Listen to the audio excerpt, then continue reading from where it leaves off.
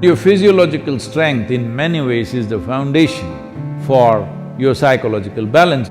I think food and toilet both must be far away.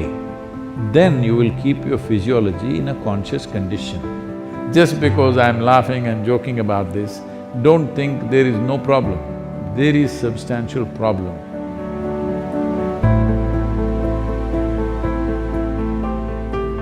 Sadhguru, during the lockdown, we have gained a lot of weight from overeating and no physical activity. Can you offer us some simple weight loss tips, please? I was in Chennai a few years ago and I was talking to some of the business community in Chennai.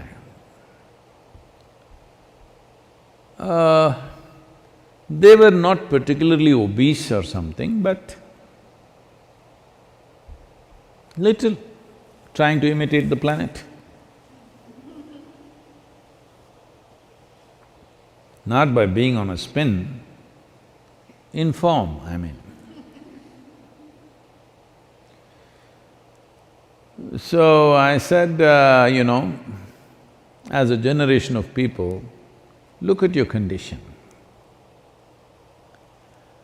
If I had come to Chennai 50 years ago or 100 years ago,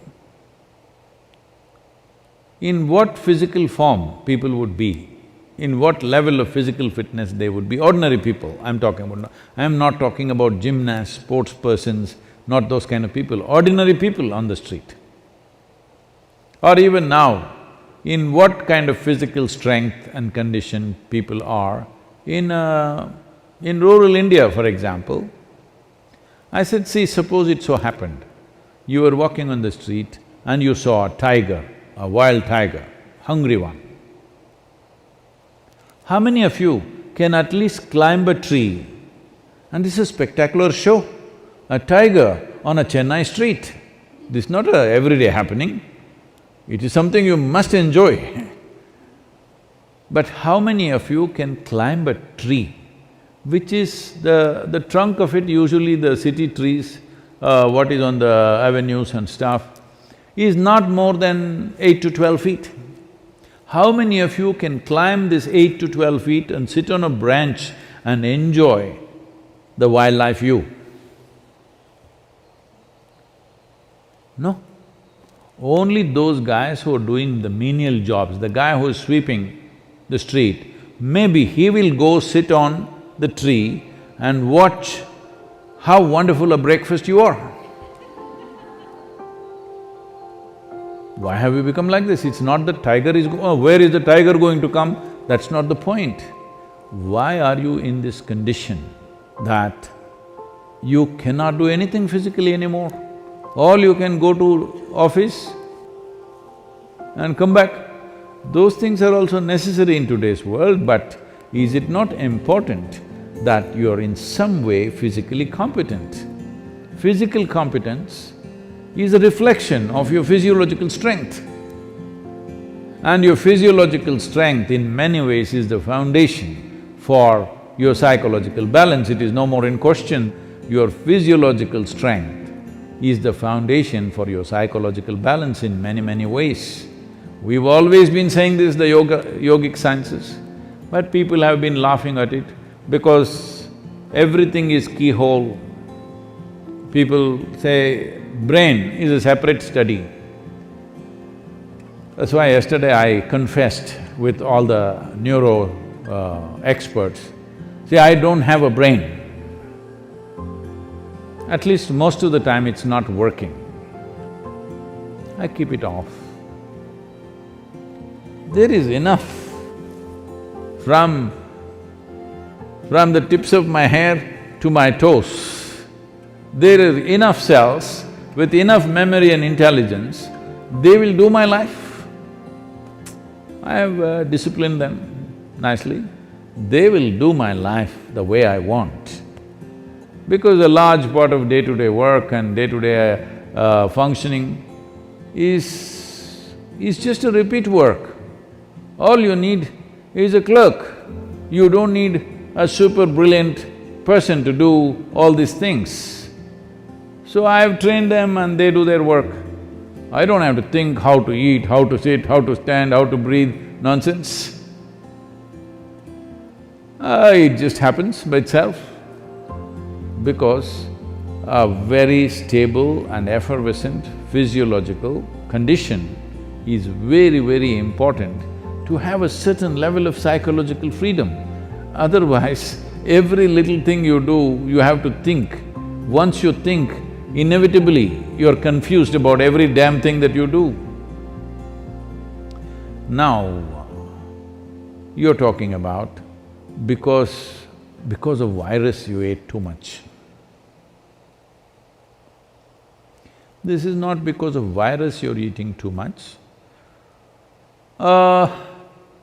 This is a kind of a compensatory activity that, you will see this in the cinema theaters and everything. If you have nothing to do, never before in the history of humanity was food simply available like this all the time. It's a wrong thing that everywhere you walk there is food. It should not be. I see some of the corporations in America are organizing like this. Food and toilet should always be within whatever 50 feet or 100 feet, something they've fixed, 50 feet I think. Within 50 feet of wherever you are, there must always be food, and that food is usually 1 month old, of course, and there is a toilet. No, I think food and toilet both must be far away. Then you will keep your physiology in a conscious condition. Everywhere there is toilet, it's not good because body has certain resilience. You wanting to run to the toilet is not just physiological, sometimes it may be when the body, at some time it is disturbed, at that time it may be. Otherwise, in normal conditions, it is more a psychological condition than a physiological condition. That all the time you want to message, not because you have something very significant to say, it is simply because it's a release. Similarly, going to the toilet is a release, sexuality is a release, wherever, whenever, whatever, all the time the same things, because you are building up nonsense within yourself all the time. You need a release, all the time release. These things are being openly talked about as part of psychiatry, that you must find release. Why are you pent up? I think in one of the interviews, some journalist was asking me, Sadhguru, what do you do to unwind yourself? I said, what? Why will I wind myself up, first of all? I don't wind myself up and then want to unwind somewhere. What are you? Are you a grandfather clock or something? You wind yourself up. Even the watch doesn't need any winding anymore, it runs by itself. Why are you winding yourself up? This is simply because you understand life as an accumulation. Yes, body is an accumulation, mind is an accumulation, but life is not an accumulation, it's a phenomena that's happening. If you have not tasted that phenomena, you know only accumulations, you always think the safety is in accumulation, whether it's wealth, money, this, that, and body. But at least your money you can keep it in the bank, though it may be heavy in your mind. But if you accumulate too much body, you have to carry it around every moment of your life. And in the world today, 30% of the population is malnourished, and around the same percentage of people are obese, overweight. See, you can fix it. The world's problems of malnourishment, you can fix it. So, this practice is there in the Isha Yoga Center. Whenever cause comes up, when Isha Vidya, educating rural children, raising funds for it became a problem, then many people in the yoga center took this up. on Wednesday evenings I won't have dinner and let that money go to the children. I think you must find 7 causes like this. I can give you 7. Monday for Rally for Rivers, Tuesday for Kaveri Calling, Wednesday for Isha Vidya, Thursday is called Guruvar, this is for your Sadguru. Friday for Devi, because that's her day. Saturday, you have your dinner, I'm reducing 1 day. Sunday, for Janalinga. Like this, you find 7 or at least 6 causes where 6 dinners you give away. Morning you eat, all right? 10 o'clock in the morning you eat well, and again eat 10 o'clock tomorrow morning. And also, because you need to keep social distancing, drive out of the town and walk back.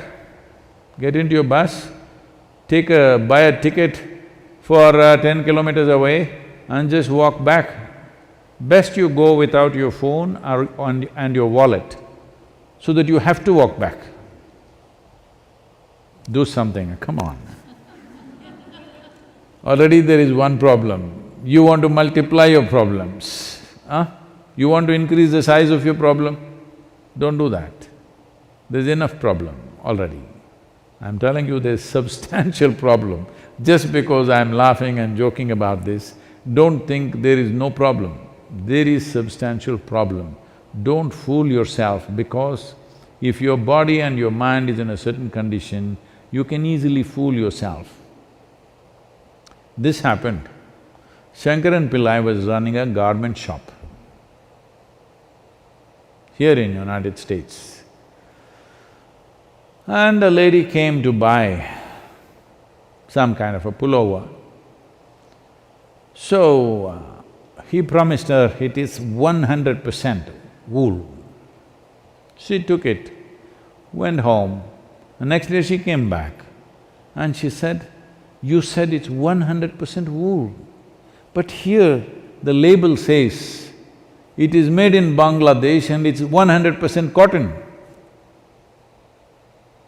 He said, "Ma'am, don't you be fooled by this. The label is only to fool the moths."